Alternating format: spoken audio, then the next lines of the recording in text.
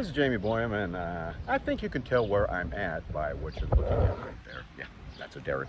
And I'm in downtown Kilgore, world's richest acre, with Don Jeter, who's with the Derrick Association. You head that up, and you're doing some derrick kind of stuff right now, right? I mean, understand you're having these things painted, and yeah, because, well, you got some rust, right? Yeah, they've been up for about 30 years, and I don't know when, and they were galvanized before that, and some were painted, but they are showing their wear. A lot of the bolting and a lot of the surfaces have rust on them. Originally they were galvanized. There's no way to re-galvanize them, so the only way to preserve them is to paint them. So we hired a company out of Florida, Shane Davis Tower Painters, to come in here and treat them and then paint them. And they're doing a great job, spectacular job. So it's like it takes a day and a half per derrick, I guess. Right. Right?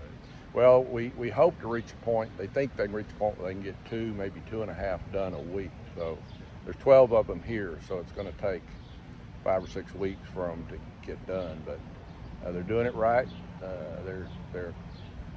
People get a chance to come down and look at them, take a look. Tomorrow is Saturday. We're having what's called the Derrick, first annual Derrick Fest, which is it's going to be a fun day, but it's a fundraiser to try to raise money to do some more of these derricks in the future, because some are worse than others. But yeah, and there's like over 40 of them. Right.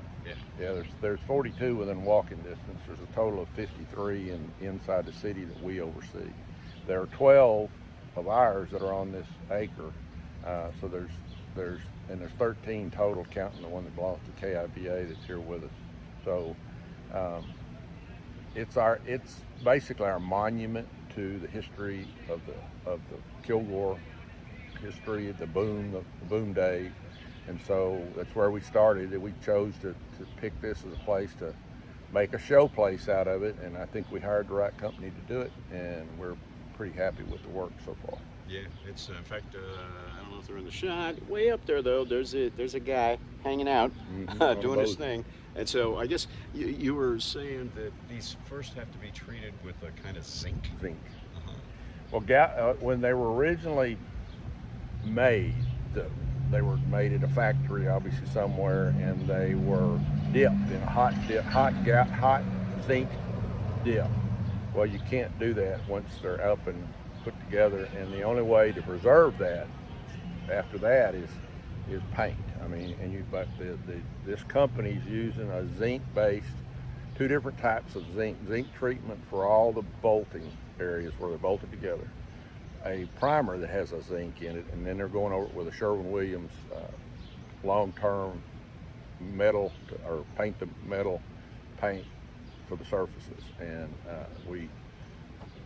we hope to get at least 20 years, maybe 30 years out of that paint. And if all the prep's done right by the paint company, then we'd love to see them last 30 or 40 years.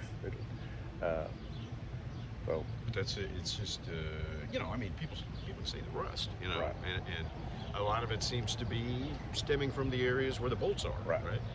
And that's got to be taken care of, right? So you guys are doing that, and probably what'd you say, 6 weeks or so? 6 weeks. If they do 2 a week, it'll be 6 weeks from when they started, which was about 10 days ago. So if we don't run into any difficulty, some of them Shane Davis Tower Painters, that's the company that are doing this, have said that some, because they were primed at one time and painted at one time, we don't know when that happened. These derricks were gathered up. Some were in Kilgore, some were other places. The foundation had to find them and purchase them, and then Charlie Miller put them up, who was with the Historical Foundation. So we don't know when the last time. We don't actually know how old some of them are. We can guess that some of them might be 80 years old, some of them may be 60 years old, but they're somewhere in that range. And they were galvanized that long ago, and it's like galvanization is like parkerization on a firearm. It's only a preventative, it's not proof. So what happens is the surface just starts to rust. If you don't treat it with paint, usually it'll rust away on you. And we've got derricks around here that you can go look at that are pretty badly rusted. So these they've reached as far as, they've gone as far as they can go without painting, and we get people that are concerned about them, so we're dealing with that concern now, and so we're it's a big job, but and it's not free, so we hope that people will donate to our organization. We're a nonprofit, and we'll donate to our organization, and we'll have funding to continue doing this over the years and keep them up so that they don't rust badly enough that obviously the worst thing would happen is something break loose and one fall down in a windstorm or something. Yeah. They've withstood. I mean, they're I've had that concern about tornadic wind. They've withstood some pretty good wind since I've been here. So, I mean, if they took a direct hit from a tornado or something, you might get one that twists or falls down. But they're still pretty solid. We just don't. They built them pretty solid back in the 30s, I guess. Well, when you were lifting as many tons of piping and sucker rod and all the stuff they had to do when they were either drilling or working them, doing a workover, you can see that this derrick that sits here with the pump jack on it right in the middle of the acre has the original feed on it, and there's twice as much concrete under those feet as there is above the ground, and there's a lot of concrete above the ground, and so.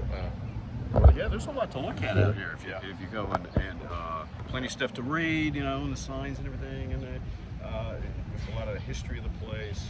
And I guess at this point though, there's been 2 derricks that are complete, right? They're painted right now. So, and they did that in the last 10 days. And I guess it's a process, right? They kind of learn as they go. They're getting a little. I don't know how much faster they're going to go, but they've gone faster with this second one as opposed to the first one, and we feel like they also feel like they'll be moving along. It just depends. We've got a couple of derricks that, as a matter of fact, this one we're standing, this one that's right here behind me, it's right here, has you can see it has a lot of surface rust on it. Yeah. That's going to take more treatment.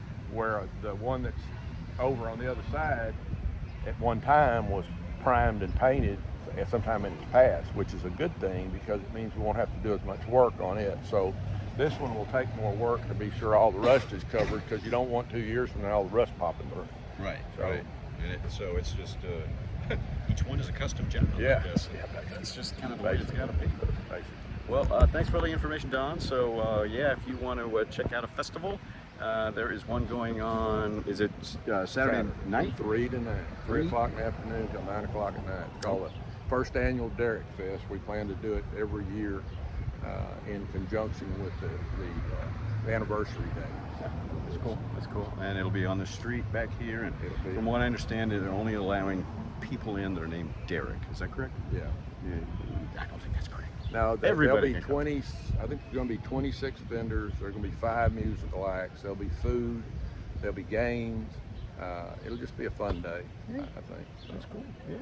Well, I hope it's successful. I hope you raise some money at that event. And I guess as far as funding for these things, the restoration, preservation, it partly comes from the city, right? Hotel motel. Well, taxes. we have a private-public partnership with the city, having to do with taxing that comes from the hotels. It's called hot funds, but it's hotel motel taxes that the city contributes to our organization for the purposes of keeping up these historical things like this park.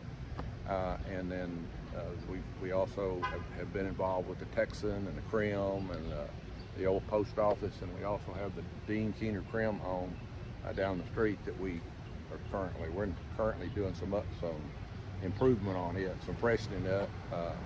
Our organization's doing that. We have different either members or committees that oversee that, and so it's just most of our funding comes from the public. So if you want to contribute to a nonprofit, we believe is a very worthwhile nonprofit, Kilgore Historical Preservation Foundation is on. You can go on Facebook or go online. And then, like I said, the other funding comes in through the city working with us. So there you go.